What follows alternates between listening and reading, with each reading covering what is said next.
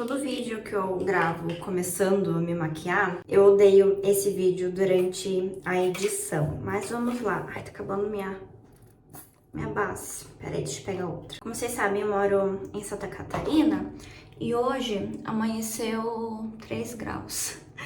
E eu tinha, na verdade, pilates, meu marido me leva e fica me esperando lá porque ele é um amor de pessoa. Eu até tinha visto uma academia de pilates que era perto pra eu conseguir ir a pé, só que eu faço super cedo, eu faço às 7 horas da manhã, porque eu comentei sobre eu ser autista com o instrutor, sobre ter muito barulho, essas coisas assim. E por mais que a aula lá seja a cada horário ter 3 alunos, aparentemente ninguém quer treinar às 7 horas da manhã. Então, troquei vocês porque eu achei que ficou melhor. Agora vocês conseguem ver meu móvelzinho ali, quase minha penteadeira que eu guardo todos os meus produtos. Mas aparentemente ninguém quer fazer aula às 7 da manhã, então eu acabo fazendo aula particular praticamente. E eu até pensei em não ir, só que, gente, Pilates é caro, né? Não tem como fazer isso, tipo, não vou, tá muito frio, porque por mais que você consiga repor, chega uma hora que vira uma bola de neve.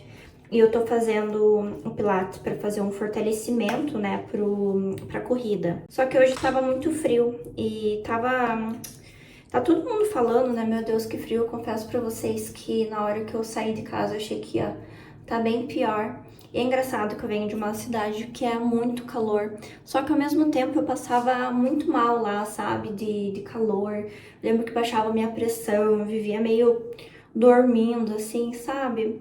E quando eu me mudei pra Curitiba, que eu morei em Curitiba antes de morar aqui em Santa Catarina, eu senti muita diferença. E eu tô num grupo de Telegram de uma outra produtora de conteúdo e as pessoas estavam comentando, né, que na verdade o efeito do frio e do calor, ele vai ser diferente conforme o teu privilégio, né? E hoje eu sou uma pessoa que eu tenho ciência dos meus privilégios, a gente tem ar-condicionado em casa, a gente tem aquecedor, mas ainda, apesar de todo o frio, de toda essa sensação corpórea, eu sinto muita diferença no meu conforto pelo aspecto do autismo, porque eu não gosto do verão, eu não gosto do suor, foi uma das minhas grandes dificuldades também quando eu comecei a me exercitar, porque eu tinha essa barreira de como que eu ia lidar com o suor. E no inverno a gente não tem isso, e além de tudo, estar com roupa me dá um conforto muito grande, assim. Eu tô com um moletom agora, tô com uma outra blusinha por baixo, isso me dá um conforto sensorial, assim, muito grande. Eu me sinto abraçada a todo momento, assim. Isso faz muita diferença no aspecto da minha saúde mental, sabe? Eu fico um pouco mais produtiva. No verão eu fico muito agoniada, muito aflita, tudo me irrita, realmente me incomoda, assim. E agora no inverno não faz isso. Hoje eu entendo, né, depois do meu diagnóstico do autismo, o porquê que isso acontece. Antes, obviamente, eu não sabia, né, de todas essas questões que eram difíceis para mim, eu não podia me acolher. E uma das coisas que eu noto hoje em dia é que a gente tem uma expectativa de como mulheres vão se vestir, né? E como normalmente a gente tem que estar mais bonita do que confortável. E eu não sei se você é homem e está assistindo esse vídeo, mas a minha sensação é que as roupas femininas, elas são consideravelmente menos quentes do que as dos homens. Eu pego qualquer casaco do meu marido e os casacos dele são muito mais quentes do que o meu. Eu fico de cara com isso, assim.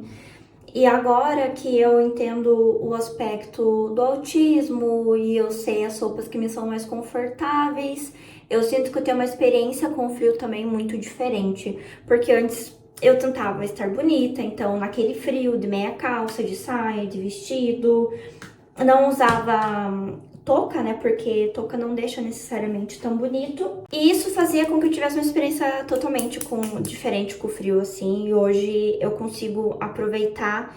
E é muito interessante esse processo que eu tô passando, assim, de ressignificar essas minhas experiências de sensações físicas, assim, de como que eu me sinto. Até agora a gente comprou algumas peças de roupa pra mim no meu aniversário, que foi no último dia 22, e estou me sentindo cada vez mais, assim, aberta pra experimentar coisas que me são mais confortáveis. Sempre ficou muito aquele aspecto do que é mais bonito. Eu trabalhei durante muito tempo em escritório, então aquela roupa de escritório, salto. Hoje, por exemplo, eu tava pensando, eu vou comprar uma bota, mas eu praticamente não uso bota.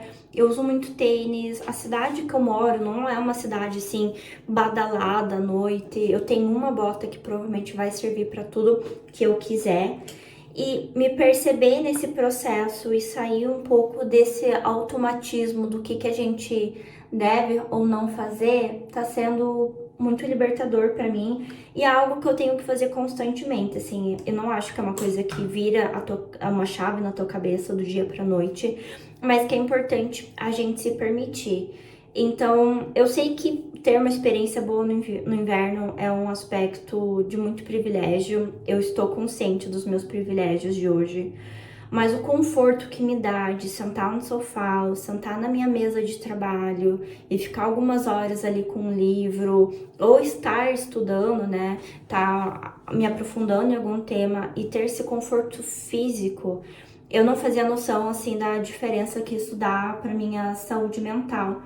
E eu acho que é muito interessante, porque se não fosse o diagnóstico do autismo, talvez eu nunca me permitisse tentar ter essas experiências de maior conforto.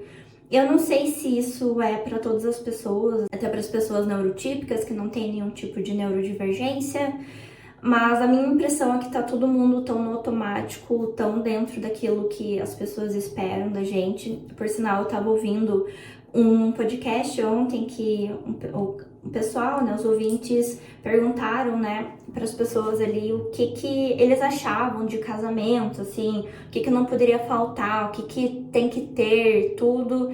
E é um casal, né, nesse podcast, e eles falaram, cara, se eu posso te dar um conselho, tira da tua cabeça tudo aquilo que você acha que tem que ter. Faz do jeito que você quer, faz do jeito que você gosta, não tem que ter cerimonialista, não tem que ter a comida assim, o bolo daquele outro jeito. Faz do teu jeito, faz aquilo que representa o casal. E eu lembro, né, de quando eu casei com meu marido, porque a gente fala que a gente fugiu pra casar, né? A gente tinha uma viagem marcada e a gente ficou noivo nesse meio tempo. A gente foi começar a fazer planejamento de festa, o que a gente ia fazer, o que já não ia fazer. E só na idealização a gente já se estressou muito, a gente via tudo aquilo dali e não concordava. Aí tem todo aquele aspecto de tem que convidar a família, tem que convidar tal pessoa. Se você convida fulano, tem que convidar o outro também. E tudo isso assim foi gerando uma ansiedade pra gente. Que daí um dia a gente tava sentado fazendo a lista das pessoas que a gente gostaria de convidar e a gente olhou um pro outro assim, cara, o que importa nesse dia? A gente tá junto. Então a gente nunca foi religioso nem nada, então o rito do casamento na igreja nunca foi uma questão pra gente. E daí a gente saiu com a ideia de ir pra essa viagem que foi em Pipa e trocar os nossos votos na praia lá, no final do dia, ao pôr do sol. E foi a melhor coisa que a gente fez. E eu lembro que durante muito tempo eu ainda me senti muito culpada, assim, sabe? De não estar envolvendo minha família, não estar envolvendo alguns amigos. Mas faz muito sentido para a história que eu estou construindo com meu marido, a relação que nós temos juntos.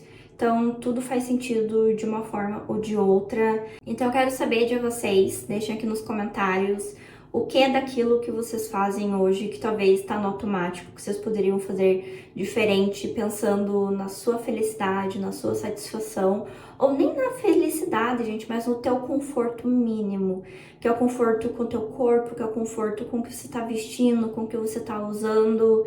E me digam se isso é uma paranoia só da minha cabeça, se é um aspecto só do autismo. Eu acho que não é. Estou pronta para enfrentar o dia devidamente limpa, devidamente penteada, devidamente maquiada. Então por hoje, tchau, tchau.